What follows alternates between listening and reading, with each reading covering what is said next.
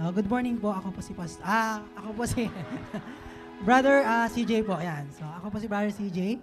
And today, I was tasked to share the word. Bigyan naging seryoso, no? So, kilala niyo naman ako, medyo jolly ako na tao. And actually, based on history, ito pong pinakaunang beses talaga na nag-preach ako. Opo, ito, pinakaunang beses nag-preach ako in the pulpit kasi during my college, I was an active preacher sa youth. Pero hindi siya yung preach talaga, but I am more on evangelism. So that time talagang actually nilook forward ko uli. So today, nasaksihan natin yung mga testimony ng ating mga kasama na nag-join sa Gentle PH. Okay? And their testimonies really excites us. Especially me, ako rin po. Kasi yung Gentle PH na yan ay late na rin kami na-inform. At gusto rin sana namin talaga ma-experience. Yun, since Hong Kong pa lang na inaano yan, ay gusto na talaga namin ma-experience. But then, I believe there's a reason for us kaya hindi kami nakapunta. And through their testimony, makita mo rin naman talaga na it is God working talaga sa buhay ng bawat isa, especially to those who believe in Him. And today, I guess yung bawat isa sa atin ay nakapag-unwind since so very, very long weekend. Tama po ba? Kasi nung last na linggo dapat kasama ko kayo ako magpipreach nung last linggo eh. So, na-move ngayon. And today, let's study about the resurrection of our Lord Jesus. Okay? The importance of the resurrection and the resurrection power of our Jesus.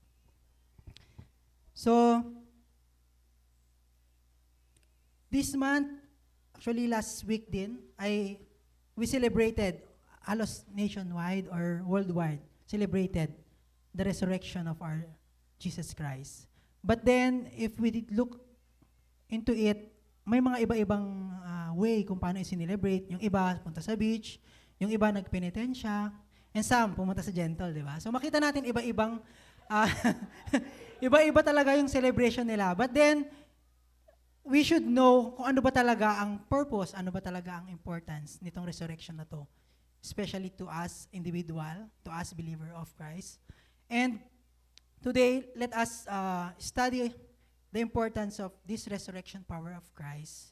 For this resurrection is not for us only to celebrate, but this resurrection power of Christ is for us to gain. Ito po ay power. Kumbaga, ito ay power na pinakalob ng Panginoong Jesus sa atin, na hindi lang ito sineselebrate para makita at ma-remind natin na ang Panginoong Jesus ay namatay at biglang nabuhay, and then nandun na kasama ng ating Panginoon sa taas. Pero ito po ay iniwan ng Panginoon sa atin para maging power din po sa atin.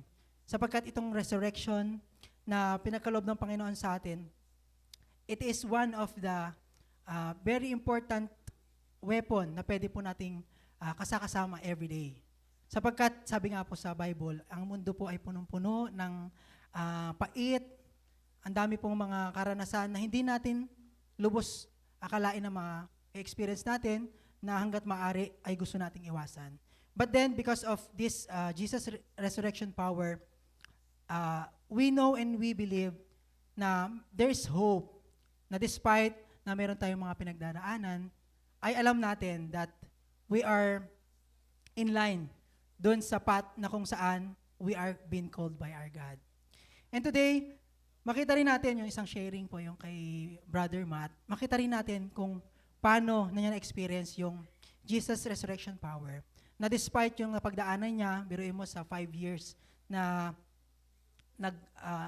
nag-decide siya to serve to God, eh talagang medyo mapait yung naranasan niya because it's about losing someone.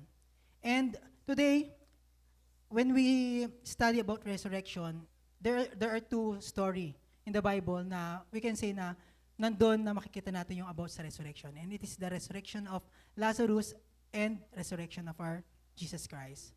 So, in the resurrection of Lazarus, makita po natin dito yung scenario na kung saan si Lazarus at ang kanyang mga ate, si Maria at si Martha, sila po ay a faithful servant of our Lord Jesus. And they seen every miracles na ginawa ng Panginoon. That, in that way, mas na-build yung faith nila sa Panginoon, yung paniniwala at pagtitiwala sa Panginoong Jesus. And that time, dito po sa Book of John 11, dito po ay sinaad yung nangyari kay Lazarus kung saan siya po ay nagkasakit. And during that time, pinaalam din po ng kanyang mga ate, si Martha at si Maria, sa Panginoong Jesus na ang kanilang kapatid na si Lazarus ay may sakit. At they want Jesus to come to heal him. But our Lord Jesus sent the message to them na ang sinasabi ng Panginoong Jesus, hindi mamamatay ang inyong kapatid. Ang minamahal kong Lazarus ay hindi mamamatay. But this sin or this situation, the glory of our God will be seen. Sabi niya ganon. So, with that word, pinanghawakan ng magkapatid ni Maria at ni Martha. And during that time, lumipas ang mga araw, ang Panginoong Jesus ay malayo sa kanila. And nandun na nag-worry si Martha at si Maria. And after that couple of days, ay namatay ang kanilang kapatid.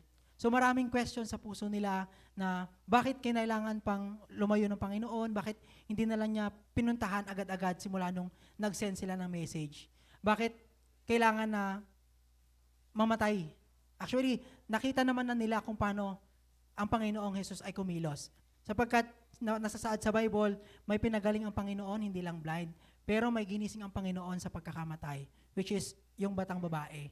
At that time, namatay yung bata, saglit lang. Pero ito po kasi, namatay si Lazarus 4 days before dumating ang Panginoong Jesus. And that time, it is truly a difficult times for them, especially kahit na they believe God, they have faith on God, ay parang mahirap tanggapin. Sapagkat malapit sila sa Panginoong Jesus. Samantalang yung iba na napapagaling ng Panginoong Jesus ay doon pa lang sa araw na yun na gumaling sila, doon nila nakilala ang Panginoong Jesus. But then ito, bakit nangyari ito? So maraming question sa magkapatid. And then, that time, nung 4 days na ang kamatayan ni Lazarus ay dumating nga ang Panginoong Jesus at siya ay sinalubong ni Martha. At doon, ibinuhos ni Martha yung hinaing niya, yung pain. Pero makita po natin dito sa John 11, verses 21 to 27. Po, basahin natin.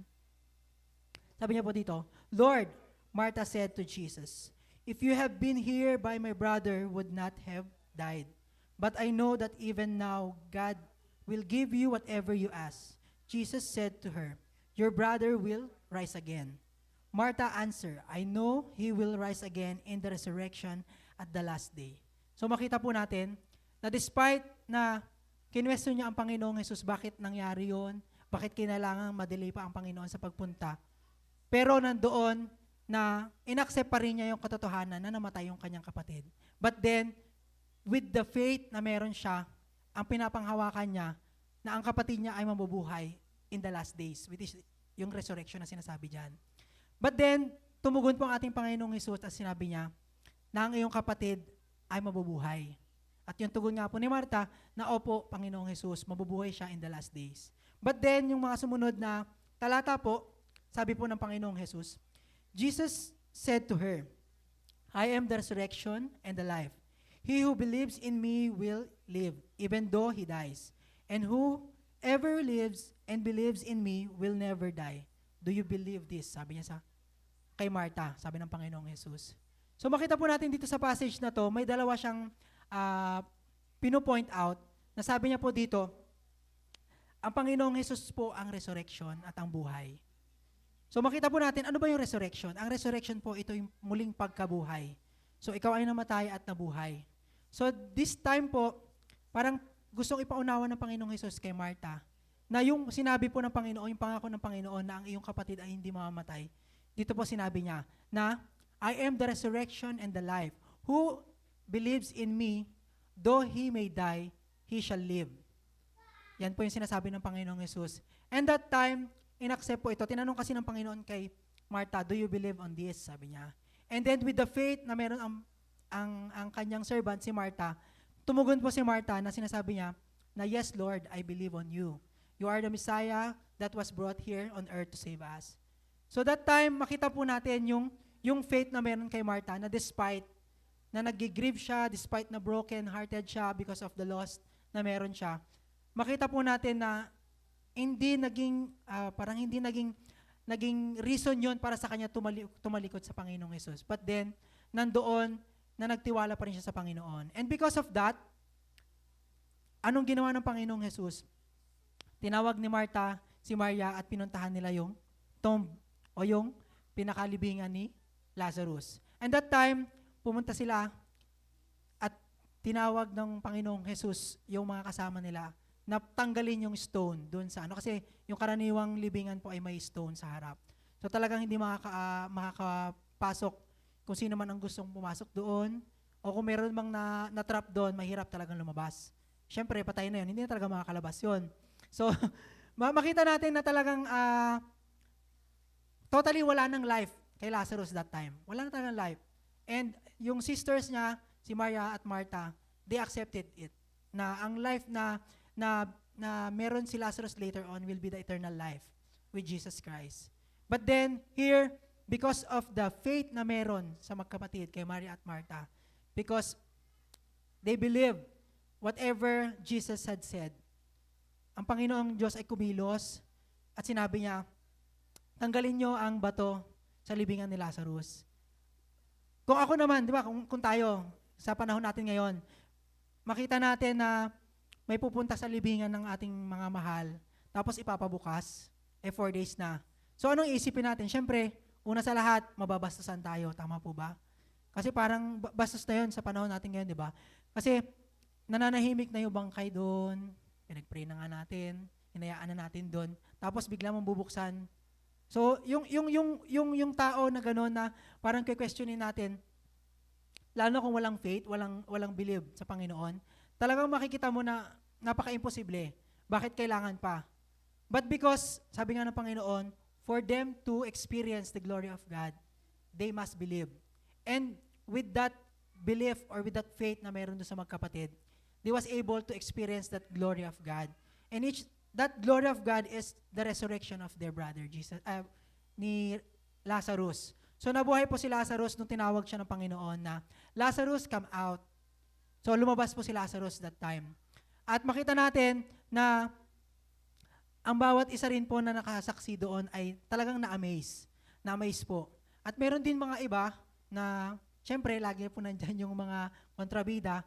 Meron din mga iba na talagang yung amazement nila is iba rin yung pupuntahan. Iba rin yung parang iniisip nila na si Jesus ay gumagamit ng black magic, ganito, ganyan, and some others na may haka-haka.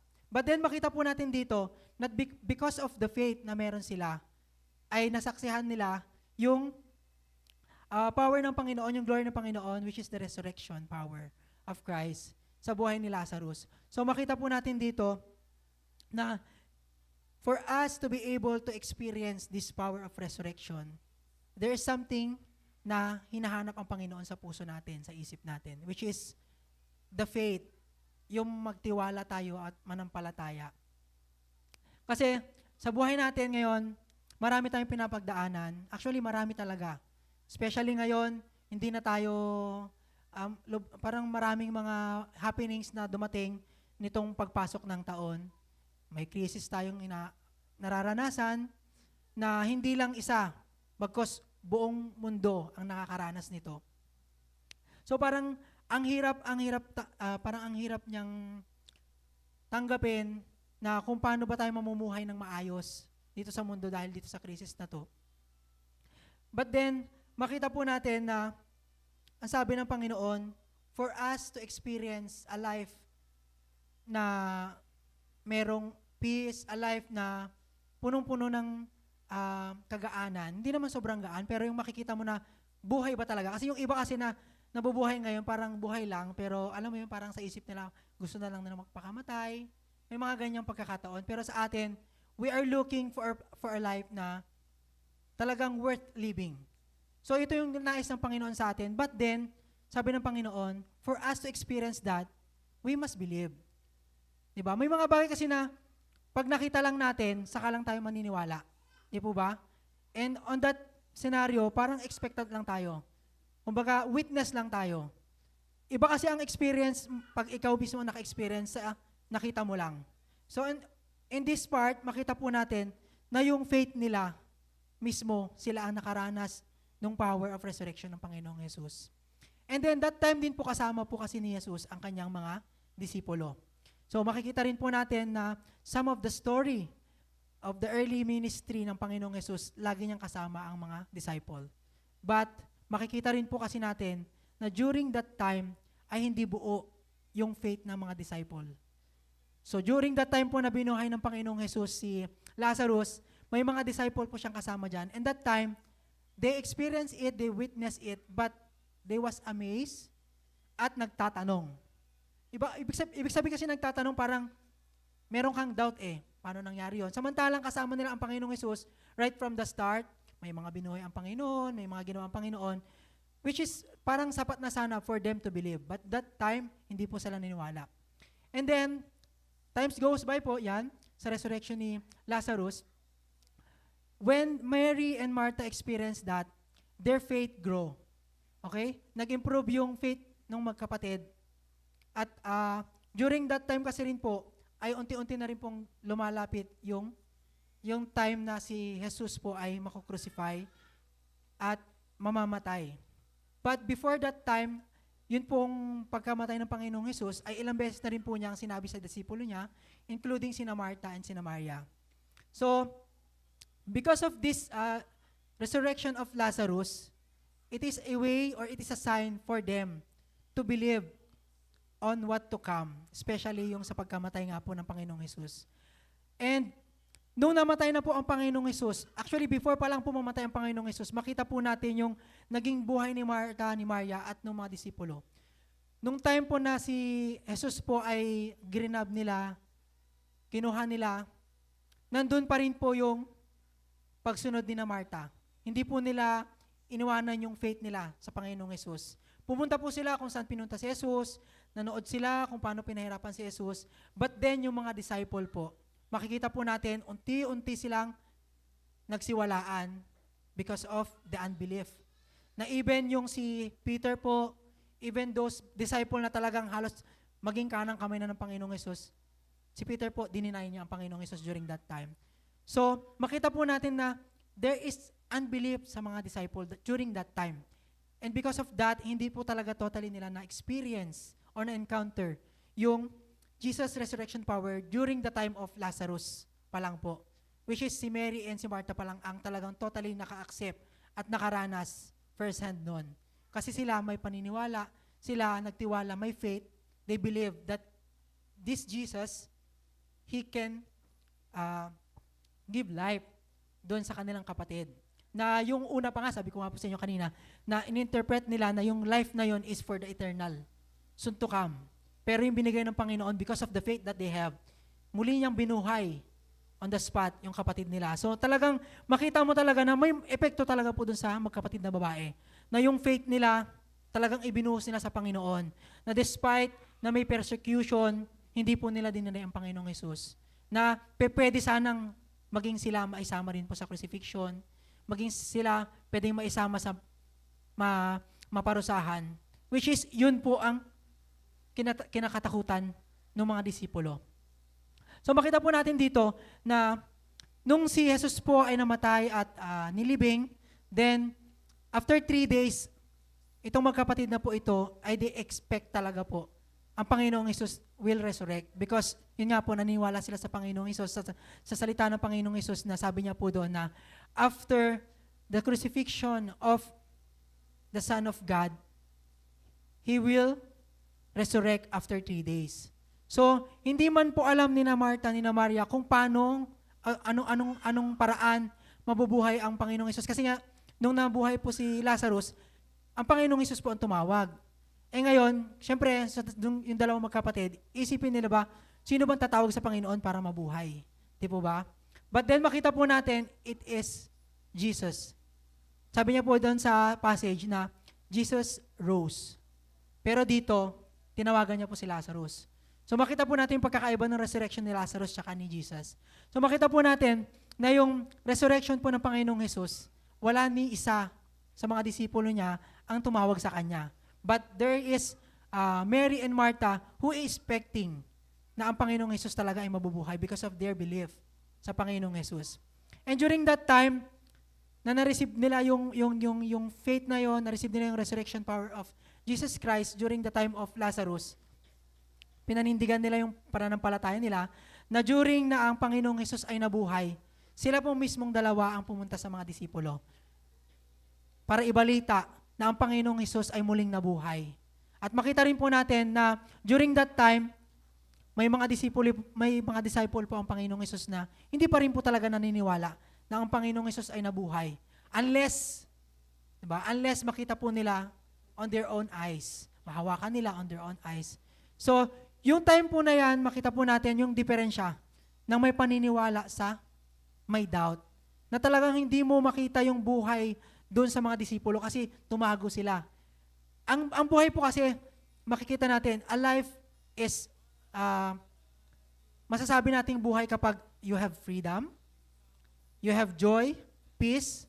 Yan po kasi ang meron sa magkapatid, kina Maria during that time, na despite of persecution, nandun pa rin po sila, na alam nila na hindi sila pababayaan ng Panginoong Hesus kahit nandun sa panahon na ang Panginoong Hesus ay napako sa krus at namatay.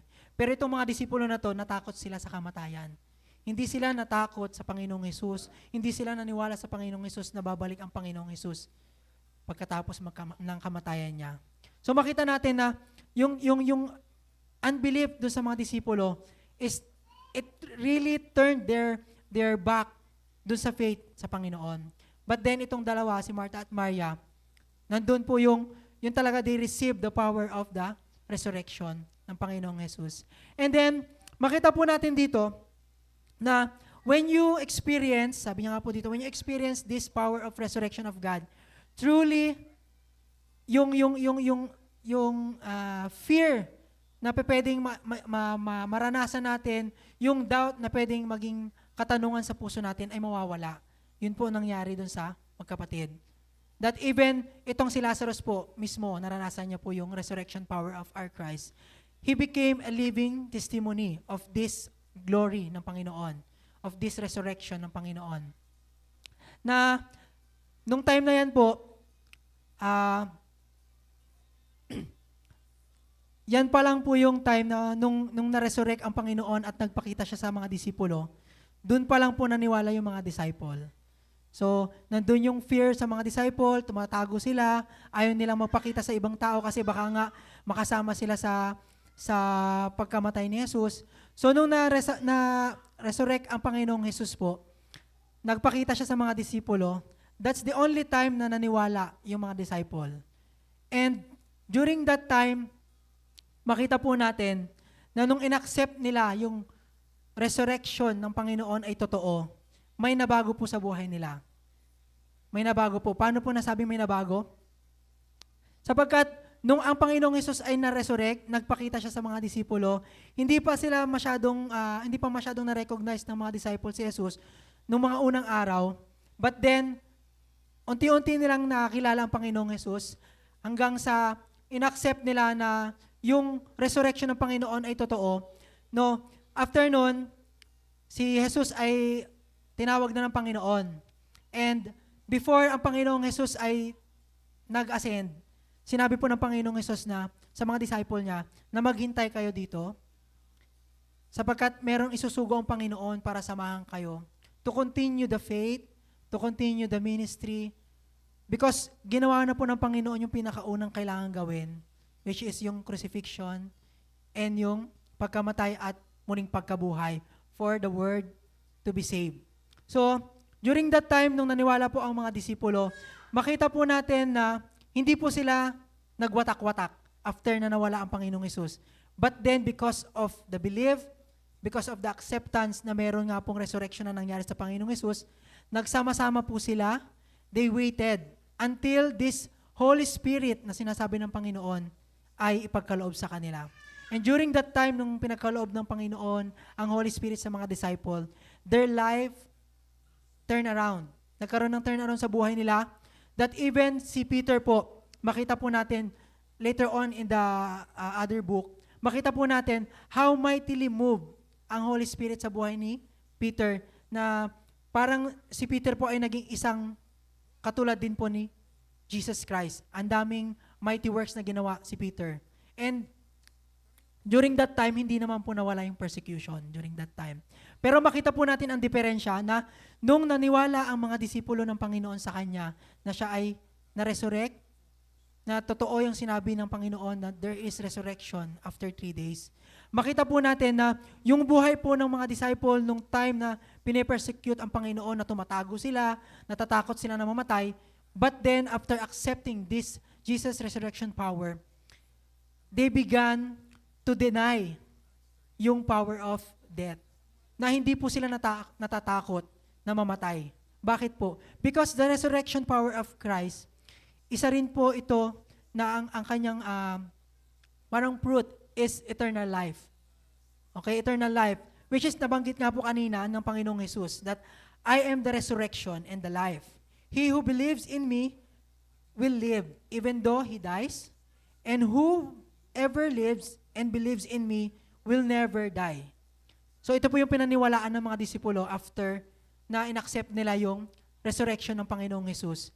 Na despite na mayroong persecution, despite na may banta na pwede silang i-crucify, pwede silang i-condemn at mamatay, still they hold on doon po sa kanilang faith, naniwala sila sa Panginoon, and because of that, they receive the Holy Spirit, and because of that Holy Spirit na meron sila, they began to do mighty works. They began to share yung power of resurrection din sa ibang tao po. Na makita po natin in the book of Acts din po, na nung time na ito, si Peter po, ay si John? Peter. Si Peter po ay talagang nandun yung hype niya na talagang i-push na malaman ng buong mundo kung saan man siya pumunta, kung gaano ka-powerful itong Jesus na ito, na even death, he was able to defeat. Na hindi lang po niya kinarga yung bawat sin na meron tayo, hindi niya lang po kinarga yung bawat sicknesses na pwedeng dapat tayo ang makaranas, pero yung death mismo po ay pinatunayan niya na he have the control, that he can defeat the death. Na ito po yung pinapaniwalaan ng mga disipulo, na despite na merong persecution, despite na may hardship, when we start to believe, when we start to do the service, when we start to do the work of the kingdom, ay nandun pa rin po that they trust on that. Na despite na pwede silang mamatay, they believe that there is eternal life. They believe that there is eternal life. Pero yung eternal life po na yon, sabi ng Panginoong Hesus, hindi lang po after ng kamatayan, but this eternal life, you can experience it right now, in this very moment.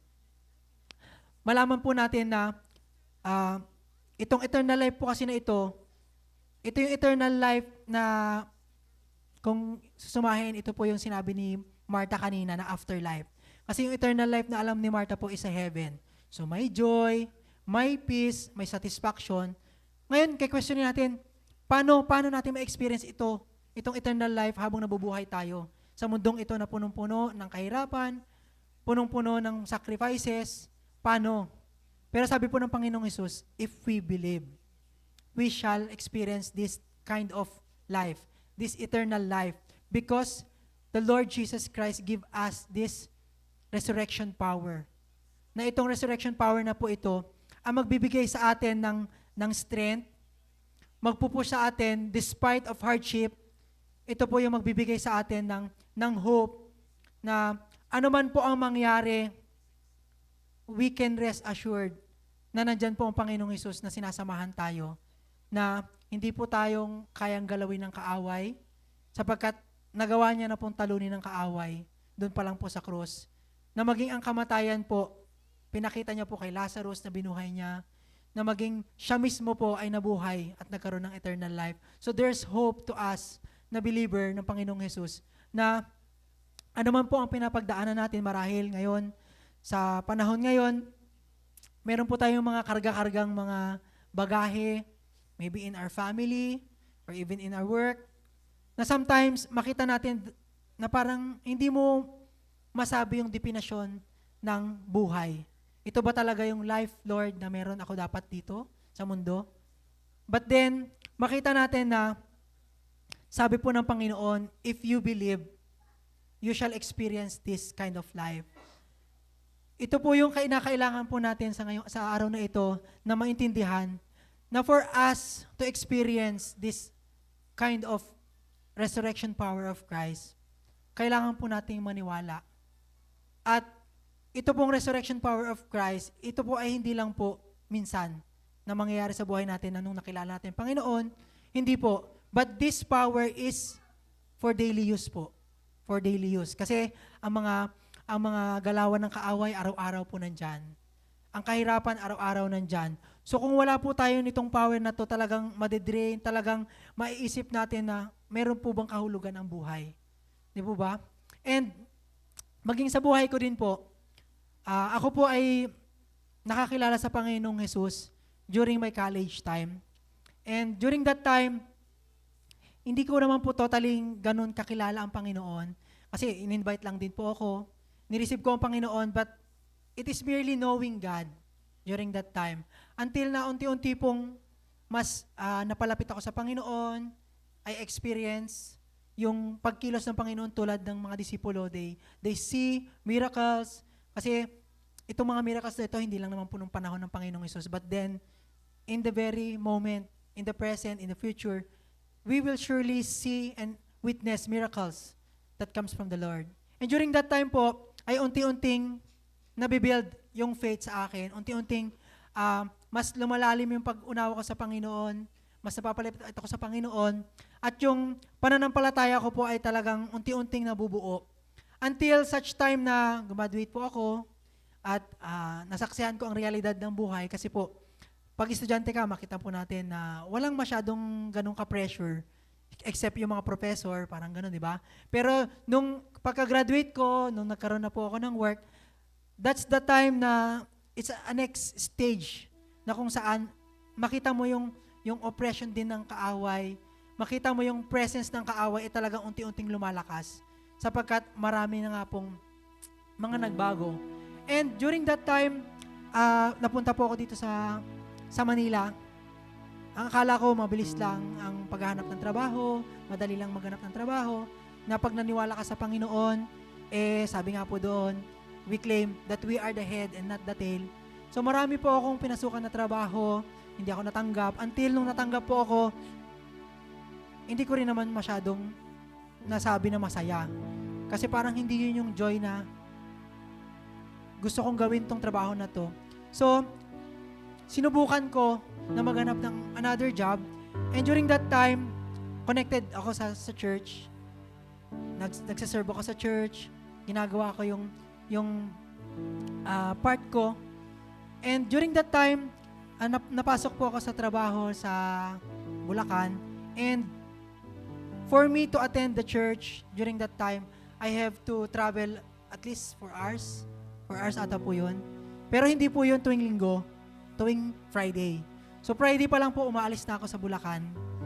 Nang alas 5, darating ako ng alas 10 sa Taguig. Doon po kina Pastora kasi nandun po yung pinag-i-stayan ng asawa ko. During that time yung girlfriend ko that time. So nandun na parang I started to have that pride na Lord, ginagawa ko to. So I believe may sukli to. Parang ganon. So sige, ginagawa ko until that time na parang Lord, bakit ganito naman yung naging trabaho ko? Parang patayan na. Kasi yung time na yun po ay nasa batching plan ako at hindi ganun kadali ang buhay. During that time na hindi po ako bayad, yun pa po yung trabaho na mas talagang critical. And during that time, I decided, kailangan ko nang umuwi. During that time talaga, I decided, kailangan ko nang umuwi, sabi ko ganyan. Hindi ko na inisip ang church during that time. So I decided, tumawag ako sa probinsya, pa, hanapan niyo ako ng trabaho dyan, ayoko na dito, nahihirapan ako. And after a month, nag-resign ako, nag-tenure ng 30 days, then pumunta po ako sa Cagayan. And right after pagpunta ko po sa Cagayan, that's was the time na nag-start na rin po unti-unti yung COVID. So mas lalong naging mahirap po sa akin. Sabi ko, Lord, naniniwala naman ako sa'yo. Nagtiwala ako sa'yo. And I believe na ano man yung tatahakin ko, hindi mo ako pababayaan. But during that time po, naging mailap sa akin yung pagkakataon. Sapagkat yung trabaho na napasukan ko sa school po, hindi ako regular, no work, no pay. During the time of pandemic, pag hindi ka pumasok talaga, walang kang bayad. During that time, nagkaroon po ng slash. Kailangan pumasok ka lang, MWF. Unti-unting nawala yung oras na binabayad sa akin. Hanggang sa, sabi kine-question ko, Panginoon, kung ba't kailangan crisis pa nung panahon na yon na kailangan ko ma-experience yon. But then, there was a time na biglang nag-open ang opportunity ang Panginoong Jesus. Napasok ako sa gobyerno ng hindi ko inaasahan.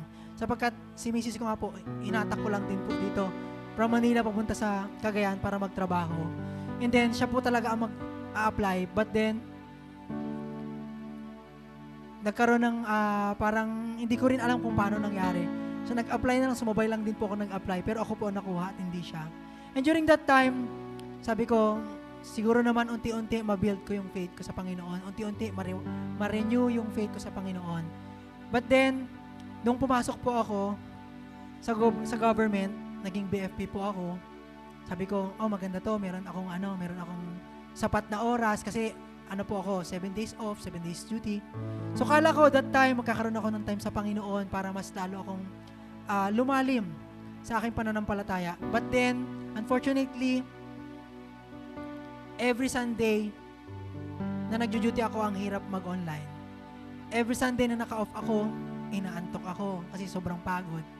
So during that time talaga pong ang hirap mong maranasan yung resurrection power of Christ sa buhay mo. Sapagkat mas lalo akong na-focus dun sa senaryo na yon na parang, Lord, hindi naman ata sapat na naniwala ako sa'yo kasi bakit ganito? So hanggang sa unti-unti po, bumaba, na to the point na ang hirap na rin magbasa ng Bible. Hindi ko na rin maintindihan ng Bible. So, nung time po na yan, talagang parang I tend to turn back. Hindi naman physically na aalis ako sa church, pero alam niyo yung parang unti-unti akong parang nagiging parang bagong attendees ba sa church. Na parang ang hirap ng intindihin ng preaching, ang hirap ng i-connect yung sarili mo, na even yung some activities, occasional na lang talaga ako nakakapunta during that time. So sabi ko, Lord, nagpray talaga ako, Lord, parang hindi tama ito. Ibalik niyo naman po ako sa presensya niyo. Tulungan niyo ako, Lord, na ma-ignite muli yung faith na meron ako dati. So, year 2024 po, nagkaroon ng opportunity for me to go back here in Manila. And during that time, medyo unti-unti naman pong nagkakaroon din ako ng another pride sa buhay ko. Sapagkat during that time po, nagkaroon ako ng extra. So, nag-invest ako, ganyan. So, during that time, parang ang dali sa akin na pumunta dito sa Manila sapagkat meron ako pinapanghawakan. Sabi ko, Lord, punta ako sa Manila. Tapos, during that time na pumunta po ako sa Manila, meron akong investment. At during that time din po, yun ang pinakaunang-unang beses din po na nakakapag-delay ako ng giving of tithes and offering. Sabi ko, Lord, invest ko lang to. By next month, lalaki to, bibigay ko yung para sa'yo. Hanggang sa unti-unti po, alam mo yun, parang casual na rin po nakikipag-discuss sa mga church mate natin na, oo, naisi-share ko yung investment, but not yung the Word of God, but not the experience sa Panginoon. And, ang nangyari po, ang plano ko that time is, ang misis ko at ang anak ko ay dalhin ko dito. Because I have nga, yun, may investment ako, so kaya ko silang buhayin. Pero, nung time po na sila ay pumunta, bago pa lang po pumunta sa Manila, but decided na kami na pumunta sila sa Manila, that's the time na na-scam ako. So, yung time na yun, na-scam ako. Alam mo yung pride na kaya ko silang buhayin, yung pride na kaya ko, kahit wala ang Panginoon, ay biglang nawala. And during that time, sabi ko sa Panginoon, Lord, paano kaya to? is this the way na para ibalik mo ko sa faith ko sa'yo? Kasi baka masyado na lang ako nag-rely sa sarili ko. So during that time, hindi po ako masyadong makausap, maging sa pamilya ko po. Parang may time na hindi ko talaga muna sinabi sa kanila yung nangyari. Na maging sa misis ko po, in-accept ko na lang, pumunta sila dito, nangutang ako sa mga kasamahan ko sa trabaho. So during that time talagang I'm in the lowest part na parang gusto ko na naman bumalik sa Tuguegarao. Pero sabi ko, Lord, sa Tuguegarao hindi. Parang may something na hindi ko na talaga kayang balikan. Sabi ko ganyan. Parang nakakapagod spiritually kasi talagang wala po talagang time for me to attend the church. Pero itong pinunta ko sa Manila, you've given me the chance na mag-attend every Sunday. Tapos yung schedule ko po, talagang everyday nakakauwi ako. So this time, sabi ko pong ganyan, maybe this the time na kailangan ko nang i-give up lahat sa Panginoon. Kasi wala naman nang mawawala sa akin, sabi kong ganyan. Wala naman nang mawawala sa akin kasi nawala na yung pinagmamayabang ko na investment. And during that time po pala, nagawa ko pa pong bumili ng bahay at lupa. At talagang nagpatong-patong na kailangan ko magbayad doon, tapos meron akong pamilya na binubuhay dito. So during that time talagang desperate, sobrang desperado na ako, hindi ko na alam gagawin. So I decided na, Lord, ikaw na lang po ang bahala. You move in my life. And guess what? Wala naman pong nadagdag masyado sa sahod ko from 2024 up to 2025. Pero nakita ko po kung gaano kumilos ang Panginoon, kung gaano pinaranas sa akin ng Panginoon itong resurrection power of Christ, na nung binigay ko yung pagtitiwala ko sa Panginoon ng buong buo, unti-unti may dumating na hindi ko mga inaasahan na mga isusupport sa financial ko, na hindi ko akalain na hindi ko kailangan i-give up yung binili kong property, na hindi ko inakala na nung time din na yun, yung anak ko magpe-first birthday, tapos biglang yung misis ko na operahan. Alam mo yun, sabi ko, Lord, basta nagtiwala ako sa Panginoon. And during that time po talagang hindi ko lubos maisip kung paano, pero sobrang nandun na talagang natutuwa ako, sobrang na-overwhelm ako na talagang once you believe, you surely experience yung glory ng Panginoon sa buhay mo, na hindi mo na kailangan maging rational sa pag-iisip, hindi mo kailangan tumingin sa kung ano ang sitwasyon mo, but only to trust everything into our Lord. Na sabi ko nga po ngayon, maging ngayong taon po, naka-acquire na naman po kami ng property without any additional sa income ko. So talagang, alam mo yun, nandun yung faith sa akin na hindi po ako masyadong natatakot na baka magkulang. Though despite may mga chances na ibinibigay ang kaaway sa akin, sabi ko nga po sa inyo, itong early this year po, yung property po kasi namin sa Tuguegarao, nawala ng tenant, so walang papasok na income. Tapos, January, nagkaroon na rin po ng unang amortization dun sa pangalawang property ko, so additional expense po yan. Tapos, meron naman po akong pangalawang baby, so expecting for additional expense. Pero alam nyo, nandun po yung kahit paano may peace sa puso ko, na despite na ito lang po, Lord, ang meron na. Pero biruin mo, 4 na buwan na po. Diba? Nakabayad pa rin po ako sa amortization. Yung property ko doon sa Cagayan, nagkaroon naman po uli ako ng tenant.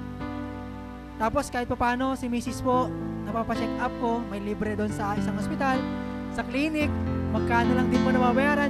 So talagang, once you believe, you shall receive yung power ng resurrection ng Panginoon. You shall live a life that is as if walang kahirapan, a life that is full of satisfaction, life na punong-puno ng peace. And I know and I believe sa bawat isa sa atin, ito rin po ang buhay na nais natin. Di po ba? And this life, ito po yung nais ipagkaloob sa atin ng Panginoon today. Hallelujah. Palakpakan po natin ng Panginoon sa buhay ni CJ. Parang the first time. Yeah, we can really sense and feel the resurrection power ng Panginoon sa kanyang buhay. Amen. From his lowly points. But when he started to believe fully in the Lord and fully trust Jesus in his life, nakita po niya kung paano siya hinugot ng Panginoon. The deep love of God saved him and resurrected him. And now, the best part is, he was able to preach for the first time. And this is the greatest breakthrough. And now he's testifying the word and the experience. He did not just believe, but he truly experienced the resurrection power of Jesus. And I felt so strongly in this word. Sabi niya, the death and the resurrection of Jesus is not just a hope that will soon come to be experienced by us in the second life, but it is a power. Say to your seatmate, it is a power. Okay? It is something that can do something in our lives. It is alive into the power of the Holy Spirit. We can all experience it here and now sa ating buhay. So mas lalo po tayo ma-encourage na mamuhay. But we need to believe in faith. Hindi lang naniniwala ako, but manampalataya. Amen? And so in this life we are in, there is war, there is crisis. Everyone is living in so much fear. But the people of God, because you believe and you have faith in the Lord, there's no fear. Amen? But instead, we have the power. Whatever comes along our way, whatever is your investment, whatever you're doing, your work today, there's no fear. We will, alam mo yung mawawala yung work, but even po how the world, how the enemy comes to steal, to kill, and destroy, but Jesus says, I have come to give life and to resurrect anything that may be dead in our lives. Kaya naman, ngayong umaga, we just want to encourage everyone, live this kind of life with power. Amen? So let us all stand and respond. And if it's your first time to also come and you haven't received Jesus in your life, the first point tells us you need first to believe. Amen? Believe what? Not just on the blessing, but we need to believe in faith in Jesus. Because without Jesus, we will not have power. Without Him, without believing that Jesus is able to resurrect and give life sa inyong buhay, we cannot take up this power. So if it's your first time to come, I want to invite you and pray for you to experience itong power of resurrection. And we just want to bless you and pray for you. I want to invite you to come in front, and we just want to bless you to receive this power of resurrection. Come, don't be shy. We will just pray for you so that you too will experience itong experience ng Panginoong Jesus. As you desire in your life, today, God is inviting you to receive this kind of power. And come. Yeah, so we just want to bless you. Harapin niyo po ako. So I believe na ang Panginoon, this is special that you came here and gusto ng Panginoon na hindi lang nyo to marinig, kundi maranasan.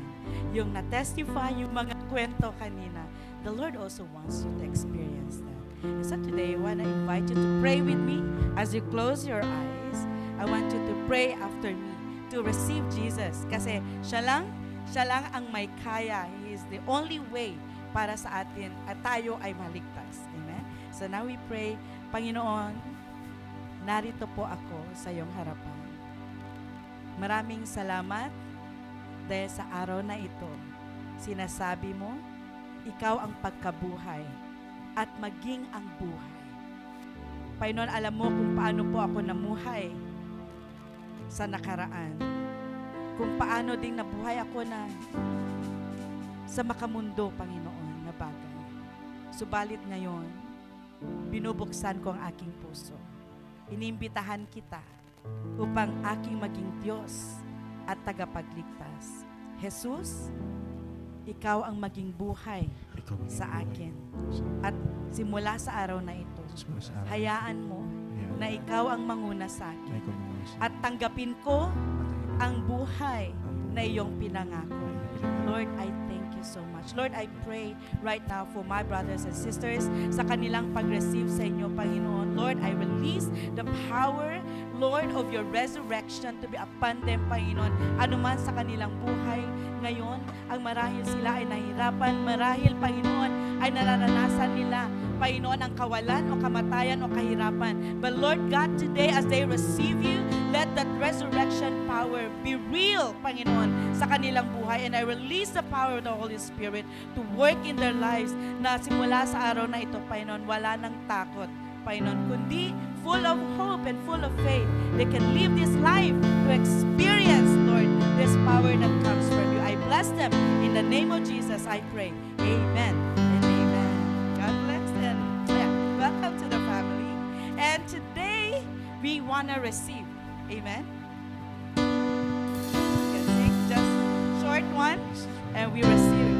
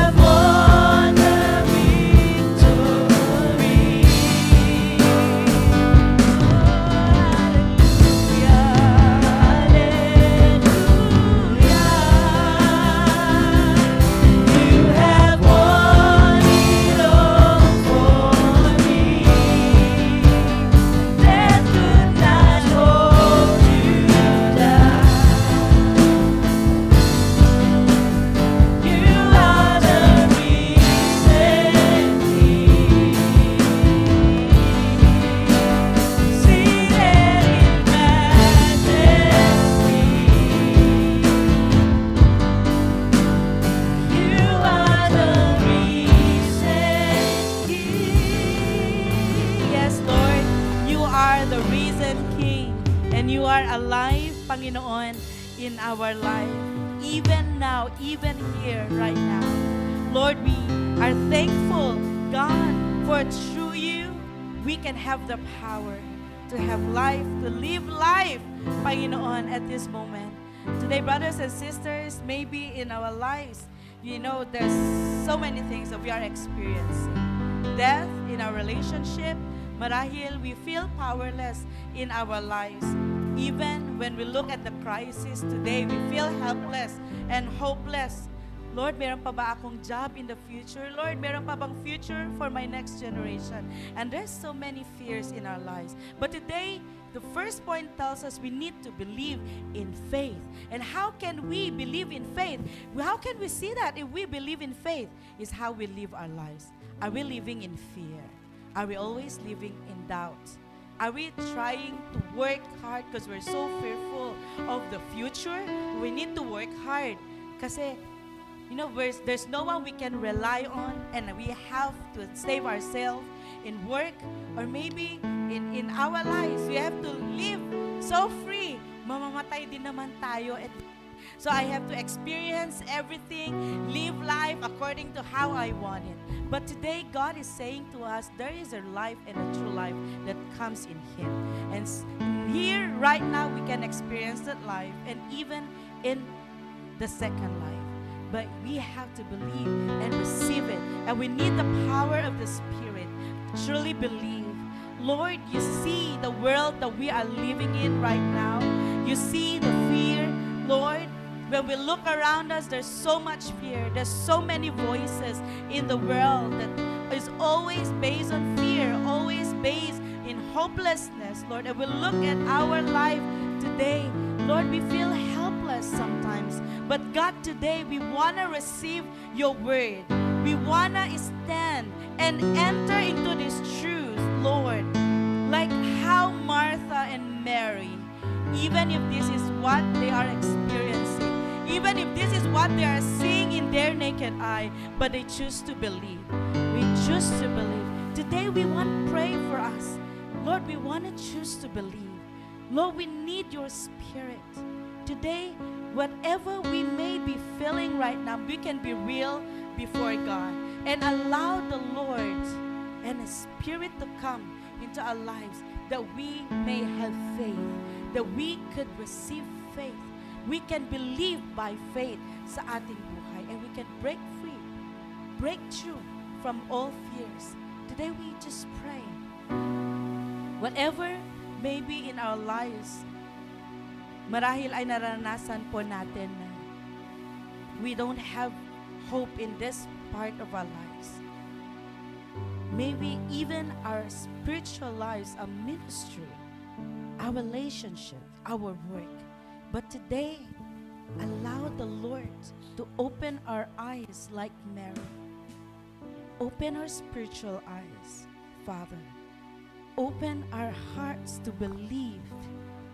And that God, in the past, it is easy for us to fret at just the news in the social media, and just reports, Lord, that when our families call us, Panginoon, and they give us and say things, emergencies, needs, Father, that we cannot meet. Panginoon, sometimes we lack the faith to believe that something can be done, that you can work.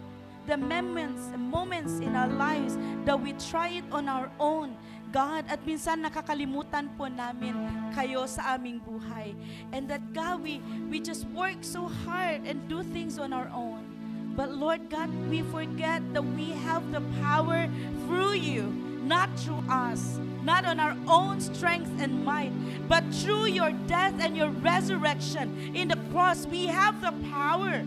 Only if we know, only if we live it out, oh God. Lord, today we pray that may you give us that faith to believe. Give us that faith, Lord, that we will walk not by our sight, but by faith. That we can work even in this darkness that we are living in, Panginoon, even wars surrounding us. But God, we can live a life full of peace, full of hope. Lord, we can still plan, we can still invest, Lord, we can continually enjoy the work. And Lord, to have the family, because Lord, we know that through your death and resurrection in the cross, Lord, we can overcome anything. We can do anything in you and through you. Lord, I just pray today that may your Holy Spirit, Lord, break through in our hearts, and may you take away all the faithlessness, all even our rationality, God, that goes over, Lord, over our faith. But Lord God, today we take our stand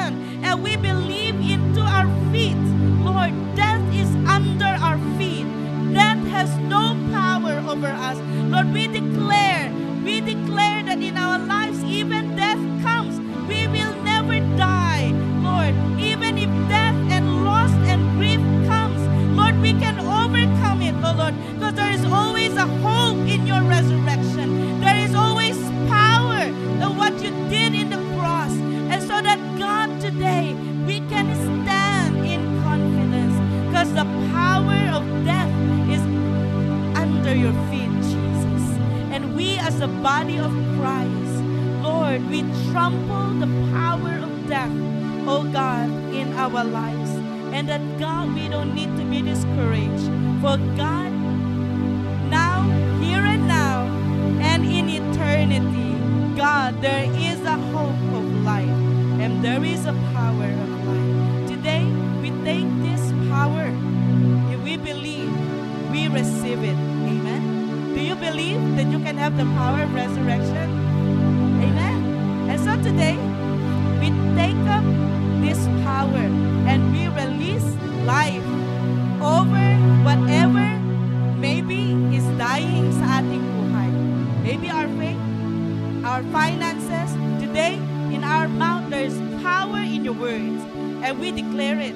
Amen. And so, today we together declare, we speak life and resurrection over our family, over our relationship. Yeah, you can do it on your own. Whatever in your life we feel that there is death, there is dying. Today we open our mouth and just proclaim and declare, I speak the resurrection power of God over my ministry. Lord, I speak your resurrection power over my relationship. Lord, I speak your resurrection power, Lord, over my dreams, over my work, Lord, even over my broken relationship. Lord, we speak power over it in my finance. Lord, I speak your resurrection power over it, Lord. And that God, even in my heart, right now, in discouragement, in despair, I release the power of Jesus' resurrection right now in the name of Jesus, in the name of Jesus, so that death cannot overcome us, so that death, Lord, they cannot take over us, oh God, because today we receive life, we receive hope, and we receive your power, oh God, just as what you've done in the cross. Lord, today, we just receive the resurrection power in the cross of Calvary and all its benefit. Lord, I pray, may you set free your people. Whatever is the lie, whatever is the fear, God, today let your truth be alive upon them. Let us not nullify, let us not embrace the lie that your death and your resurrection has no power. But instead, today in faith, we hold on to this truth. We hold on to this truth. And every day of our lives, God, whatever comes along our way, we can proclaim, we believe, and we experience. We will experience. And that through us, Lord, today I bless your church. They will not just believe, they will not just experience, but through them, the power of resurrection will be released, as they speak, Lord, as they pray, as they minister. Lord, the power of resurrection will flow through them, and that God, they will rise up as a tree of life. They're life-giving. They'll be miracle-working people.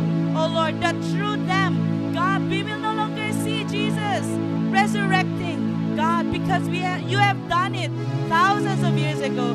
But God, through your people, through your church, Lord, others will see this power of resurrection, and they will believe, and they too will receive it and experience it. Lord, I bless your church to receive this anointing right now. Holy Spirit, fill them with this truth. In Jesus' name, in Jesus' name. And Lord, we thank you for your word today, that God, beginning right now, we will not just celebrate your resurrection, but God, we take up the power that comes through it, oh God. And that through your word, God, we overcome the works of the enemy over our lives. Lord, bless us the whole week. Lord, bless us every day of our lives, that God, we can witness life's proud love, life from death. Lord, even from death, life can be brought up, oh God. Lord, we thank you. And God, we just pray that you continue to reign in our hearts and reign in our lives. Lord, as we believe in your word, come and manifest yourself in all of what we do. Father, we thank you, and this we pray in Jesus' name. Amen and amen.